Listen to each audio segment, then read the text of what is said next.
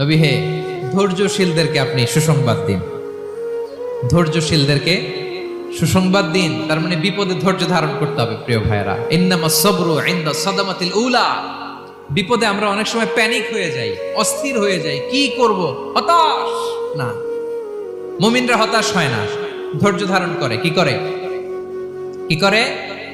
ধৈর্য ধারণ করার শক্তি দাও গো মেহেরবান আমায়, দাও গো মেহেরবান। পড়েন, ধৈর্য ধারণ করার শক্তি দাও গো মেহেরবান আমায়, দাও গো মেহেরবান। সবাই বলুন একসাথে, ধৈর্য ধারণ করার শক্তি দাও গো মেহেরবান আমায়, দাও গো মেহেরবান।